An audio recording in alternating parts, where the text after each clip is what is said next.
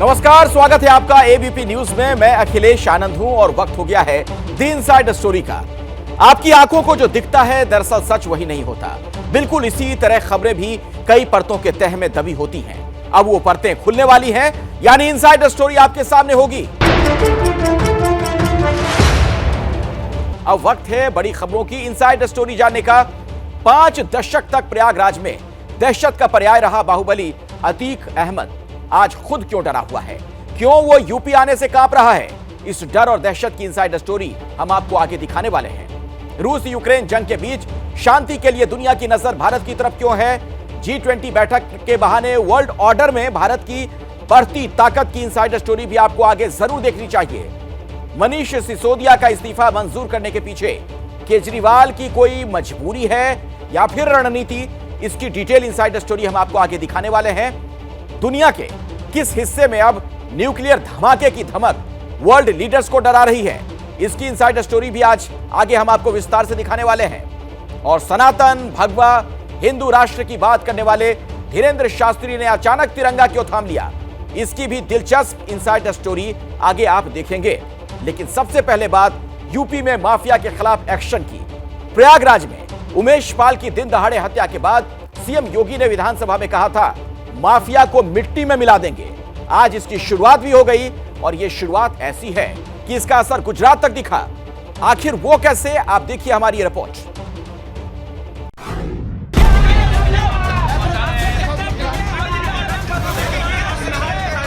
इस माफिया को मिट्टी में मिला देंगे।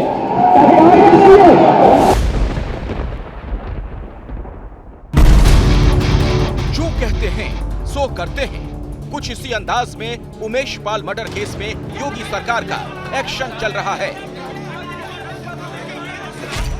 सीएम योगी ने विधानसभा में कहा था माफिया को मिट्टी में मिला देंगे, मिट्टी में मिलाने का काम करेंगे। अब उसके बाद शायद ही किसी को शक रहा हो, इंतजार सिर्फ समय का था। वो समय आया। सुबह सुबह अतीक के करीबी जफर खालिद के घर बुलडोजर पहुंच गया। इलाहाबाद के हत्याकांड के बाद आज इलाहाबाद की सड़कों पर जेसीबी न्याय करने निकला है। इस समय आप ये जो इलाका इलाहाबाद का देख रहे हैं, इस इलाके में जमींदोज किया गया ये घर है। घर में ऊपर के हिस्से में आपको अलमारी और दूसरा खुला हुआ सामान दिखेगा।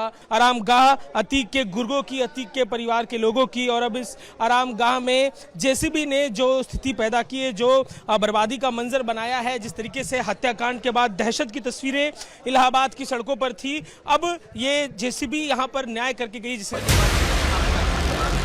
प्रयागराज विकास प्राधिकरण के एक्शन से पहले ही खालिद के परिवार को इल्म हो चला था। अब खैर नहीं, लिहाजा खालिद के घर वाले बिल्डिंग खाली कर चले गए। बिल्डिंग गिराने से पहले सामान निकाला गया। इस दौरान खालिद के घर से 2 बंदूकें और तलवार बरामद हुई।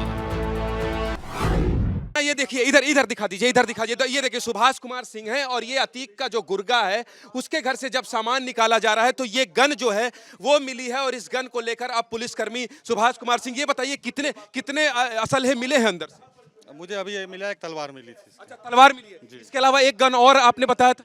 जी, उसके बारे में। कौन सी गन है ये? आप बता रहे थे विदेशी गन है। मेड इन जर्मनी लिखा है, मुझे जानकारी नहीं इसके बारे में। मैं बोल रहा था, अपने दर्शकों को दिखा रहा था। ये देखिए, ये दोनों गन जो है यहाँ पर पुलिस जो है जब्त करके अब ले जा रही है।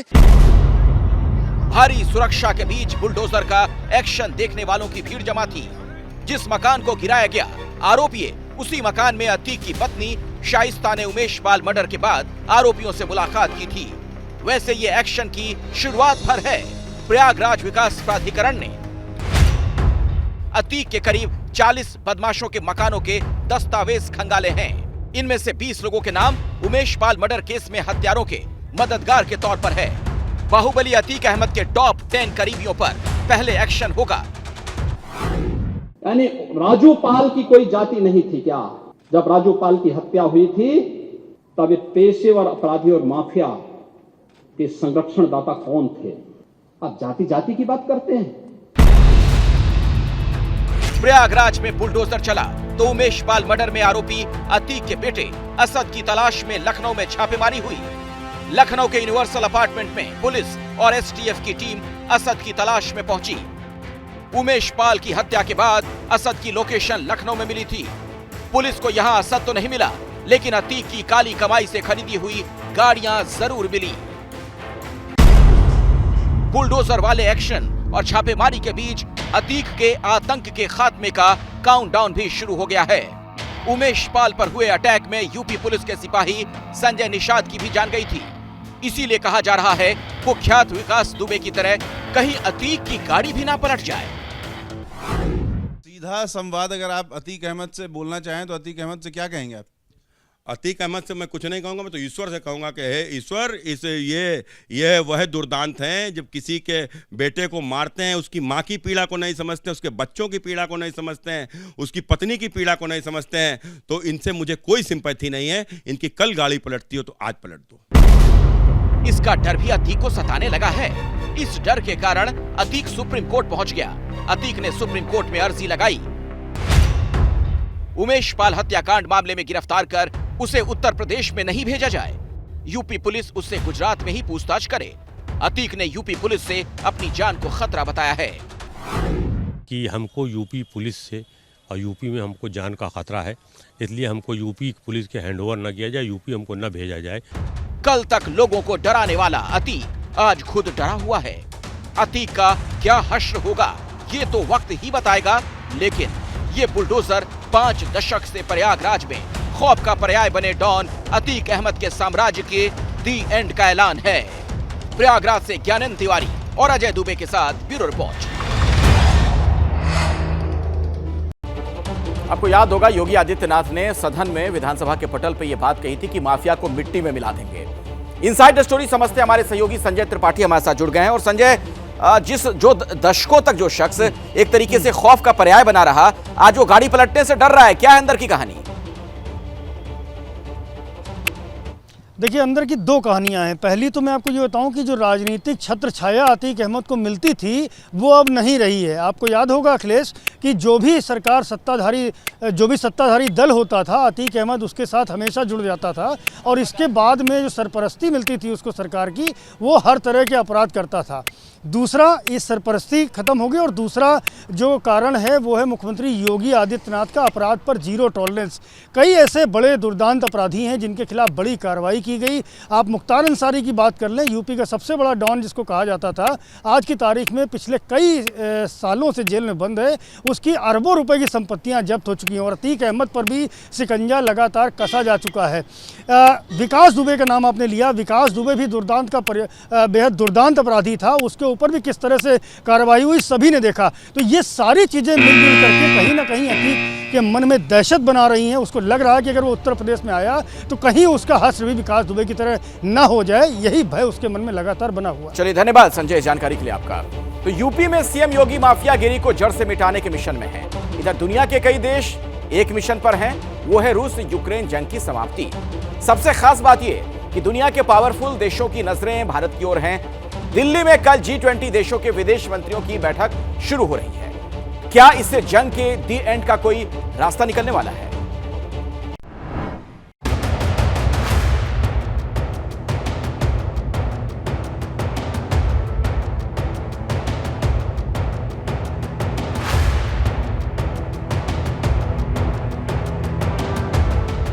अमेरिका के विदेश मंत्री आए,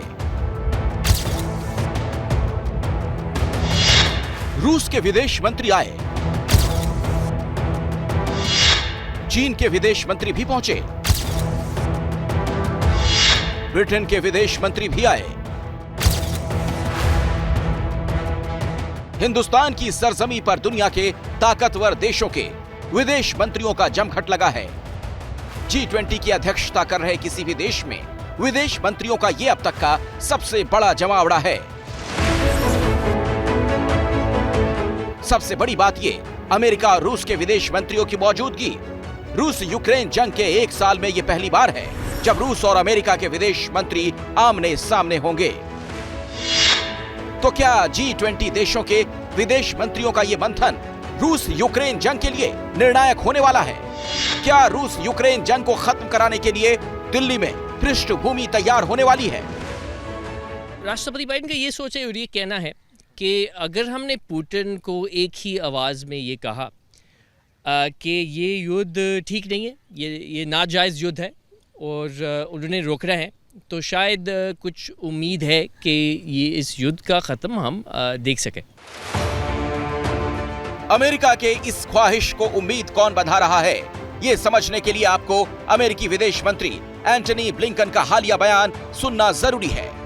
उन्होंने कहा था, अगर मोदी ना होते, पुतिन यूक्रेन पर एटम बम बरसा देते। We urged, and I think successfully, other countries that might have a little bit more influence with Russia these days, like China, but also other countries like India, to engage him directly about their absolute opposition to any use of nuclear weapons. And we know that they conveyed those messages, and I think that had some effect. Something we always have to look at. अमेरिकी विदेश मंत्री Blinken को भारत की इस ताकत का एहसास कैसे हुआ, जरा इसकी वजह भी जान लीजिए। इस बात को अभी 5 महीने ही हुए हैं जब शंघाई सहयोग संगठन के शिखर सम्मेलन के दौरान पीएम मोदी ने पुतिन को नसीहत दी थी। एक्सेलेंसी, मैं जानता हूं कि आज का युग युद्ध का है नहीं, और हमने फोन पर भी कई बार आपसे इस विषय में बात की है कि डेमोक्रेसी और डिप्लोमेसी और डायलॉग, ये सारी बातें ऐसी हैं कि जो दुनिया को एक स्पर्श करती है। आने वाले दिनों में शांति के रास्ते पर हम कैसे बढ़ सके, उसके विषय में जरूर आज हमें चर्चा करने का मौका मिलेगा। जी हां, रूस यूक्रेन जंग के बीच वो मोदी ही थे जिन्होंने रूस के राष्ट्रपति पुतिन के सामने खरी खरी कही थी कि ये जंग का समय नहीं है। तो क्या अब विदेश मंत्रियों की बैठक में दिल्ली में इतिहास रचा जाने वाला है? इसके लिए अंतर्राष्ट्रीय स्तर पर चल रही हलचलों पर भी नजर डालनी जरूरी है। G20 की बैठक के लिए भारत आने से पहले सऊदी अरब के विदेश मंत्री प्रिंस फैसल बिन फरहान यूक्रेन पहुंचे। वो यूक्रेन की राजधानी कीव में राष्ट्रपति ज़ेलेंस्की से मिले। ये सऊदी विदेश मंत्री का पहला यूक्रेन दौरा था। दिल्ली में अमेरिका, रूस और चीन के विदेश मंत्रियों की मौजूदगी और अंतर्राष्ट्रीय स्तर पर चल रही हलचल काफ़ी कुछ कह रही है। यानी कि रायसीना हिल पर बसे राष्ट्रपति भवन में जो हो रही बैठक में रूस यूक्रेन युद्ध की छाया पड़ सकती है। पहली बार भारत की मेजबानी में हो रही इस G20 विदेश मंत्रियों की बैठक में अमेरिका, रूस, चीन, ब्रिटेन, सऊदी अरब ही नहीं, फ्रांस, जर्मनी, इटली, ऑस्ट्रेलिया समेत कई देशों के विदेश मंत्री शरीक हैं। इस बैठक में 40 प्रतिनिधिमंडल शामिल हो रहे हैं। भारत ने बांग्लादेश, ओमान, स्पेन, यूएई समेत 9 मुल्कों को गेस्ट कंट्री के तौर पर आमंत्रित किया है। साथ ही 13 अंतर्राष्ट्रीय संगठनों के प्रतिनिधि भी इसमें शरीक होंगे। दिल्ली में पावरफुल देशों का ये जमघट अंतर्राष्ट्रीय स्तर पर भारत की बढ़ती भूमिका का भी संकेत है।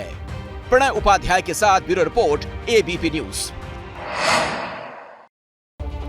देखिए, पूरी दुनिया कैसे भारत की तरफ इस वक्त देख रही है। इनसाइड स्टोरी समझते हैं। प्रणय उपाध्याय से हमारे सहयोगी हमारे साथ जुड़ गए हैं। प्रणय, अंदर खाने से क्या सूचना आपको मिल रही है? क्या भारत से इस युद्ध को रोकने का कोई रास्ता निकलता दिख रहा है? देखिए, भारत से इसको युद्ध को रोकने का रास्ता जरूर निकल सकता है अखिलेश, लेकिन इसके लिए बहुत सारे रजामंदी के बिंदु तय करने होंगे, खासतौर पर अमेरिका को जो कि यूक्रेन को हथियार दे रहा है, या रूस को इस बात के लिए राजी होना होगा। और फिलहाल इस समय जब हम बात कर रहे हैं तब एक नेटवर्किंग रिसेप्शन इस समय चल रहा है, भारत उसकी मेजबानी कर रहा है, लेकिन अमेरिका के विदेश मंत्री थोड़ा सा लेट हो गए, वो नहीं पहुंचे हैं। चीन के विदेश मंत्री, चीन की तरफ से एक पीस प्लान दिया गया था, लेकिन चीन के विदेश मंत्री भी अभी तक नहीं पहुंचे हैं। तो भारत वो मेज दे सकता है जहां सहमति के बिंदु हो सके, जहां बातचीत हो सके, लेकिन इन पार्टी को बैठना होगा। और भारत ने की मेजबानी में जो बेंगलोर के अंदर मीटिंग हुई थी उसमें यह जरूर नजर आ गया था कि फिलहाल जो पोजीशंस हैं, फिलहाल जो मोर्चे हैं, वो फिलहाल टकराव के ज्यादा बढ़ते हुए नजर आ रहे हैं। ऐसे में भारत की कोशिश होगी कि इस मंच के ऊपर बैठकर कम से कम बात की जा सके, संवाद किया जा सके, क्योंकि इसका खामियाजा, इस लड़ाई का जो दर्द है वो पूरी दुनिया झेल रही है, और खासतौर पर जो विकासशील मुल्क हैं वो इसका सबसे ज्यादा खामियाजा भुगत रहे हैं। जी अखिलेश। जी, बहुत बहुत धन्यवाद प्रणय उपाध्याय इस जानकारी के लिए। इनसाइड स्टोरी में बात दिल्ली की सियासत की। सीएम केजरीवाल ने अपने 2 नए मंत्रियों के नाम का ऐलान कर दिया, एक आतिशी और दूसरे सौरभ भारद्वाज। लेकिन कैबिनेट में इनकी जगह बनाने से पहले 2 इस्तीफे मंजूर किए गए, एक मनीष सिसोदिया का और दूसरा सत्येंद्र जैन का। आखिर केजरीवाल को यह फैसला क्यों लेना पड़ा, समझिए।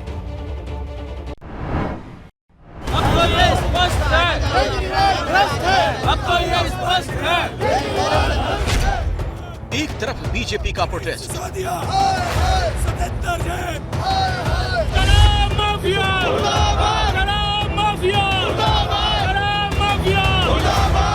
दूसरी तरफ कांग्रेस का विरोध प्रदर्शन। केजरीवाल इस्तीफा दो, इस्तीफा दो, इस्तीफा दो। जो सरकार निकम्मी है, वो सरकार बदलनी है। केजरीवाल। और दोनों पार्टियों के निशाने पर केजरीवाल और उनकी पार्टी। केजरीवाल, केजरीवाल। शराब घोटाले और मनीष सिसोदिया की गिरफ्तारी से केजरीवाल चारों तरफ से घिर गए हैं। तो क्या मनीष सिसोदिया का इस्तीफा इसी दबाव का नतीजा है? क्या ईमानदारी की राजनीति वाली केजरीवाल कमजोर पड़ गई? हम कट्टर ईमानदार और देशभक्त लोग हैं। हम लोग भ्रष्टाचार को देश के साथ गद्दारी मानते हैं। क्या इसी कट्टर ईमानदार वाली छवि की चिंता केजरीवाल को सता रही है? ऐसा इसलिए कहा जा रहा है क्योंकि केजरीवाल ने मनीष सिसोदिया का इस्तीफा महज 2 दिन में ही मंजूर कर लिया, जबकि जेल में कैद मंत्री सत्येंद्र जैन का इस्तीफा मंजूर करने में केजरीवाल को 9 महीने लग गए।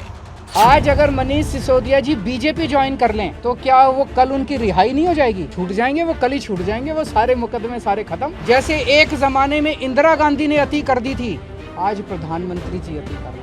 और जब अति हो जाती है तो फिर प्रकृति अपना काम करती है, फिर ऊपर वाला अपना चक्कर चलाता है, ऊपर वाला फिर अपनी झाड़ू चलाता है।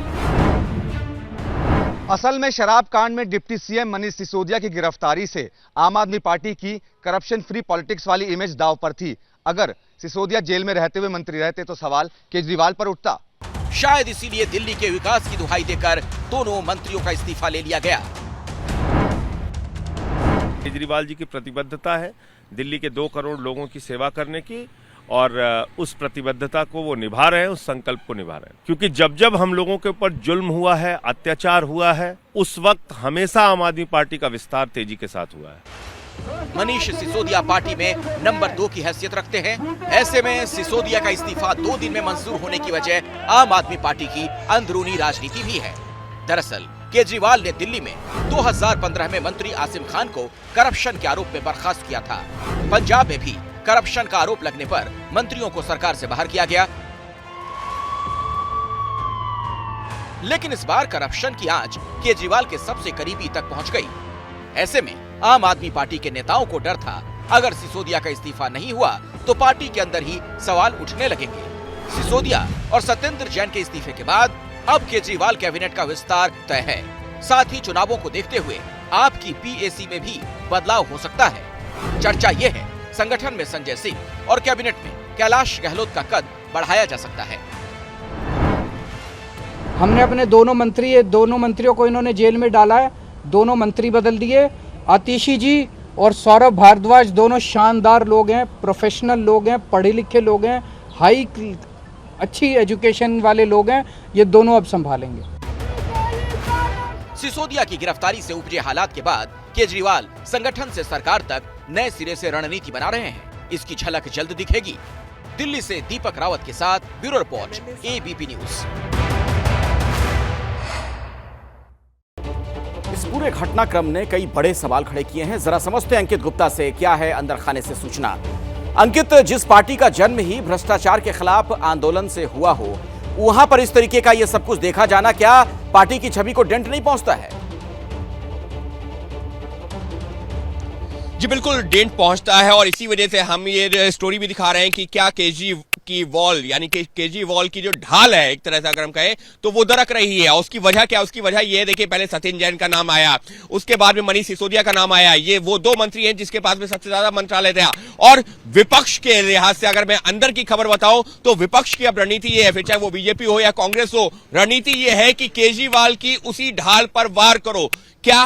क्योंकि केजरीवाल जो है शुरुआत से जो अब राजनीति की है, उन्होंने भ्रष्टाचार मुक्त राजनीति की बात कही थी। उन्होंने इसी तरीके से कांग्रेस और बीजेपी सरकारों पर आरोप लगाए थे, लेकिन आज वो खुद उन आरोपों के घेरे में है। और बीजेपी ने तो एमसीडी चुनावों के दौरान भी देखा था कि सत्येंद्र जैन के ऊपर जब भ्रष्टाचार के मामले में उन्होंने हमला किया तो उसका असर उनको जो एमसीडी चुनावों के जो नतीजा है, भले ही जो उनको बहुमत ना मिला हो, लेकिन उनकी उम्मीदों के मुताबिक बेहतर प्रदर्शन किया है। और इसी वजह से अब रणनीति यही है कि केजरीवाल की उसी वॉल पर यानी कि उसी ढाल पर वार किया जाए, और इसमें बीजेपी और कांग्रेस दोनों ही शामिल हैं। बहुत बहुत धन्यवाद अंकित गुप्ता इस जानकारी के लिए आपका। अब एक ऐसी खबर जिसका वास्ता पूरी दुनिया से है। मौजूदा वक्त में दुनिया के 9 देशों के पास एटम बम है, लेकिन एक और देश ने सिर्फ 12 दिन में महाविनाश का यह हथियार बनाने की पूरी तैयारी कर ली है।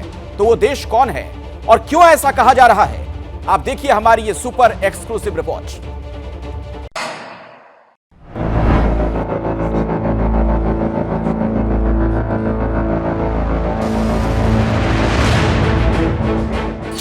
क्या एक और देश परमाणु बम बनाने वाला है?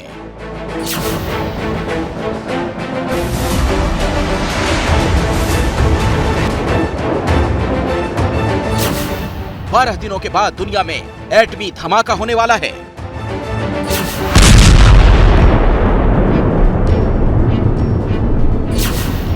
क्या ईरान ने परमाणु परीक्षण की पूरी तैयारी कर ली है?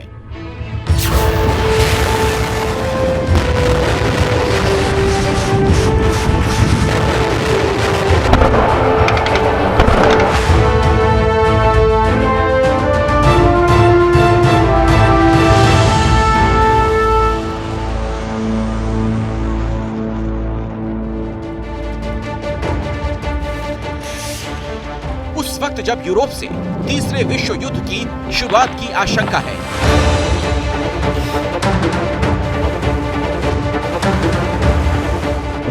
तब जब पाकिस्तान के एटम बमों के आतंकियों के हाथ लगने का खौफ है,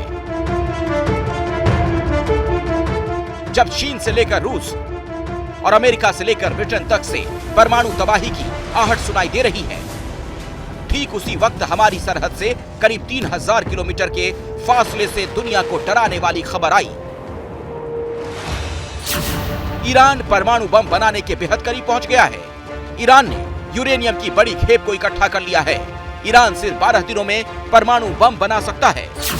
ये सनसनीखेज दावा किसी और ने नहीं बल्कि IAEA यानी अंतर्राष्ट्रीय परमाणु ऊर्जा एजेंसी ने अपनी सबसे नई रिपोर्ट में किया, जिसके मुताबिक ईरान ने इतना यूरेनियम जमा कर लिया, सिर्फ 12 दिनों में परमाणु बम बना सकता है।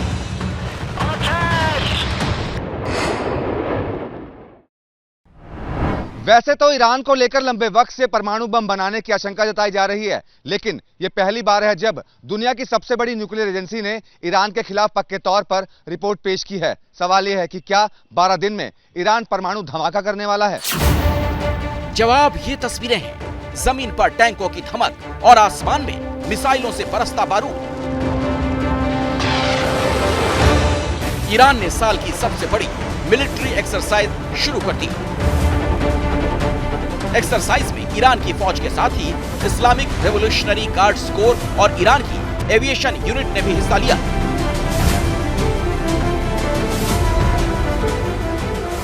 खास बात ये, एक्सरसाइज में न्यूक्लियर फैसिलिटी पर नकली हमलों के लिए 100 से ज्यादा मानव युक्त और मानव रहित विमानों को शामिल किया गया है।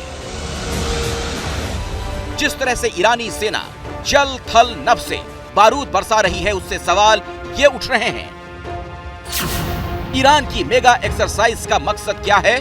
क्या ईरान को इजराइल के हमले का खतरा है?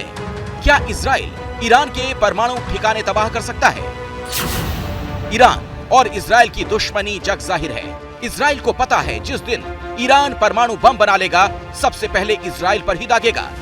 इसीलिए न्यूक्लियर ठिकानों को महफूज रखने के लिए ईरान ने अपना मिसाइलों का जखीरा एक्टिव कर दिया है। Bureau report, ABP news.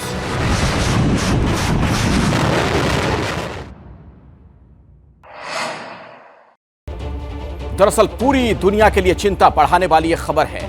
इसकी इनसाइड स्टोरी आपको बताएंगे हमारे सहयोगी श्रीनिवास हमारे साथ जुड़ गए हैं। श्रीनिवास, क्या 12 दिनों में ईरान परमाणु धमाका करने वाला है? अंदर खाने से क्या सूचना मिल रही है आपको? देखिए अखिलेश, जिस तरह की रिपोर्ट आ रही है, सिर्फ IAEA ही नहीं बल्कि अमेरिका के भी एक टॉप डिफेंस ऑफिशियल ने यह दावा किया है कि ईरान ने अपने फिसाइल मटेरियल समझना होगा, वक्त कम है। फिसाइल मटेरियल जो इस्तेमाल किया जाता है परमाणु बम में, तो फिसाइल मटेरियल को लगभग 90% तक एनरिच्ड कर लिया है। अगर इतना एनरिच्ड कर लिया है तो 2 हफ्ते काफ़ी हैं। पहला एटॉमिक बम जो है ईरान को बनाने में इससे ज़्यादा वक्त नहीं लग सकता है। लेकिन ईरान को इस बात का पूरा अंदेशा है कि जिस दिन उसने ये बना लिया तो इजराइल खतरे में आ जाएगा। सऊदी अरब की बात की जाए, जो अमेरिका का हिमायती है, उसके ऊपर भी ईरान की टेढ़ी नजर रहती है। तो कहीं ना कहीं अब ईरान जो है अपने उन भूमिगत ठिकानों को बचाना चाहता है। और ये कहानी आज नहीं, 2015 में शुरू हुई थी, जब joint comprehensive plan of action एक ग्रुप बनाया गया था, जिसमें विश्व की तमाम बड़ी शक्तियां के साथ साथ अमेरिका भी शामिल था। और वहां ईरान ने कहा था कि वो अपने तमाम एटॉमिक ठिकानों को डिसमेंटल करेगा, लेकिन ट्रंप एडमिनिस्ट्रेशन ने उस पैक्ट से अपने आप को बाहर कर लिया। और उसके बाद ईरान को आप काफी महत्वपूर्ण जानकारी दे रहे हैं श्रीवास, लेकिन वक्त फिलहाल इतना ही है मेरे पास। द इनसाइड स्टोरी में बात कर लेते हैं बागेश्वर वाले बाबा पंडित धीरेन्द्र शास्त्री की। हिंदू राष्ट्र के पोस्टर बॉय बन चुके धीरेन्द्र शास्त्री का एक वीडियो वायरल हो रहा है, जिसमें वो दिव्य दरबार में तिरंगा लहरा रहे हैं। तो सवाल पूछे जा रहे हैं कि सनातन और भगवा की बात करने वाले बाबा ने अचानक तिरंगा क्यों थाम लिया? हिंदू राष्ट्र का मतलब प्रत्येक को जीवन जीने का मौलिक अधिकार।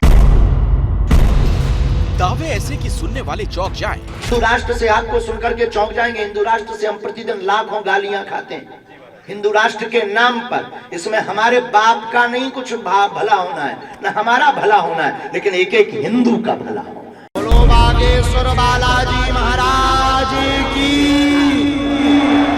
बातें ऐसी जिन्हें समझने वाले ही समझ पाएं। हम सनातनियों से भी निवेदन करेंगे, मेरे बालो तुम एकता में रहोगे, तुम्हारा कोई बाल बांका नहीं कर पाएगा। अंदाज ऐसा कि सामने वाला शब्द गटक जाए। छतरपुर से रायपुर और टनकपुर से टीकमगढ़ तक बागेश्वर वाले बाबा का फुल माहौल चल रहा है। लेकिन बाबा हिट क्या हुए, अल्फाज से लेकर अंदाज तक बदल चुका है। पर्सनली सवाल है, आप किसी से डरते हैं? झूठ से, पाप से, अधर्म से, बाकी किसी के बाप से नहीं डरता। इस बार टीकमगढ़ में दिव्य दरबार लगा था। बाबा हमेशा की तरह भक्तों का बही खाता खंगाल रहे थे। सवाल पूछने से पहले ही जवाब दे रहे थे। पर्ची में लिखकर डिटेल में डिस्क्रिप्शन भी दे रहे थे। माइक ले लो पहले तो। जी महाराज। परेशान है, चिट्ठी में सभी बातें लिख कर के लाए हैं। 5 बातें, घर में उपद्रव मचा हुआ है, हनुमान जी से जीवन भर के लिए जुड़ना चाहते हैं, विदेश यात्रा का आशीर्वाद चाहते हैं, हनुमान जी की भक्ति बनी रहेगी, पूरे समाज को एकजुट कर पाओगे, चिंता ना करो, आगे विदेश यात्रा भी होगी, स्वस्थ रहेंगे, आशीर्वाद है। यहाँ तक तो सब ठीक था, लेकिन जैसे ही दरबार खत्म हुआ, शास्त्री जी ने तिरंगा हाथ में उठा लिया। मंच पर खड़े होकर तिरंगा लहराने लगे। भक्त भारत माता के जयकारे लगाने लगे। बाबा का तिरंगा लहराने वाला वीडियो सोशल मीडिया में वायरल हो गया। सवाल पूछे जाने लगे, क्या बाबा के विचार बदल चुके हैं? सवाल इसलिए क्योंकि धीरेन्द्र शास्त्री भगवा और सनातन की बात करते हैं, बाबा हिंदू राष्ट्र की आवाज बुलंद करते हैं। 1 महीने के दौरान धीरेन्द्र शास्त्री ने अपने हर दरबार में हिंदू राष्ट्र और भगवा का जिक्र किया। तुम मेरा साथ दो, हम हिंदू राष्ट्र बनाएंगे। भारत का कोई भी पादरी और मौलवी सनातन धर्म की मंत्रों की ताकत के सामने टिक नहीं सकता है। मशहूर होने के बाद से ही बागेश्वर वाले बाबा हिंदू और हिंदू राष्ट्र के पोस्टर बॉय बन चुके हैं। लेकिन सुर्खियों में आने के करीब 1.5 महीने के दौरान ये पहली बार है जब धीरेन्द्र शास्त्री अपने दिव्य दरबार में तिरंगा लेकर पहुंचे। इसीलिए सोशल मीडिया में वायरल हो चुके वीडियो पर लोग तरह तरह के कमेंट भी कर रहे हैं। जो सत्य होता है वो कभी ना कभी बाहर आता है, और हमें निडरता इसलिए है क्योंकि हमारे सिर पर, हमें सबके सिर पर हनुमान जी का हाथ है। लेकिन हमें ये लगता है कि हमसे हनुमान जी ये कार्य करवा रहे हैं कि बेटा तुम दुनिया में आए हो, इस सिद्धि के बल पर भारत को हिंदू राष्ट्र बनाकर जाओ। असल में महीने भर तक बाबा की चमत्कार के दावे वाली गाड़ी सरपट दौड़ रही थी। लेकिन छोटे भाई शालिग्राम ने मुंह में सिगरेट और हाथ में तमंचा लेकर हवाई फायरिंग कर शास्त्री जी को भी सवालों में खड़ा कर दिया। इसीलिए बाबा संविधान के जिक्र से लेकर तिरंगा लहराने लगे। बाकी जो है सो है। वाकई बड़ा दिलचस्प है ये इनसाइड स्टोरी। आपको बताएंगे हमारे सहयोगी ब्रजेश राजपूत। ब्रजेश, ये तिरंगा हाथ में कहानी क्या है? अखिलेश, इतने दिनों में हम लोग जो बाबा को देख रहे हैं तो ये तो समझ में आ गया कि बागेश्वर धाम का बाबा धीरेन्द्र शास्त्री है बहुत चतुर और होशियार। वो समझते हैं कि कब कहाँ कैसे किस मुद्दे को उछालना चाहिए। और ये बात उनकी समझ में आ गई है कि जिस तरीके से वो लगातार हिंदू राष्ट्र कर रहे हैं तो इसके चलते उनके दुश्मनों की संख्या बढ़ रही है। वो कह भी रहे हैं कि मुझे रोज हजारों लाखों गालियां पड़ रही हिंदू राष्ट्र के चलते। इससे अब उन्होंने अपना पैसा बदला है कि हिंदू राष्ट्र के साथ साथ अब वो देशभक्ति बनना चाहते हैं। तो कल तक जो भगवा ध्वज लहराते थे, आज अचानक भगवा ध्वज से वो तिरंगे पे शिफ्ट हो रहा है, सिर्फ ये बताने के लिए कि हिंदू राष्ट्र की बात मैं देश के लिए कर रहा हूँ, उस देश के लिए कर रहा हूँ जिसमें सभी धर्म के लोग भी हैं। तो कुल मिला के एक नया शिफ्ट है और अपने आप को बाबा के साथ साथ एक बड़ा देशभक्त बताने की उनकी जो मुहिम है वो शुरू हो गई है। इसके चलते उन्होंने तिरंगा लहराया और कुछ देशभक्ति की बातें की, मंच से देशभक्ति के गाने भी बजे। पर कुल मिला के एक बाबा का शिफ्ट तो है ही, तो समझ जाए कि लगातार हिंदू राष्ट्र की बात करके वो बहुत लंबे आगे तक नहीं जा सकते। बहुत बहुत धन्यवाद ब्रजेश इस जानकारी के लिए आपका। तो कुल मिलाकर बाबा एक रूप अनेक। क्या मजबूरी है मेरी, बताइए। मैं अभी आपको बताती हूँ कि मैंने ओए होए होए होए नमकीन के चटकारे लेते हुए टकटकी मार के डिबेट शो को पॉज रिपीट कर करके देख रहे हैं जोगिंदर जी। इनकी तरह आप भी देखें अपनी फेवरेट डिबेट्स को रिपीट कर और डाउनलोड कीजिए एबीपी लाइव ऐप अपने स्मार्ट टीवी पर।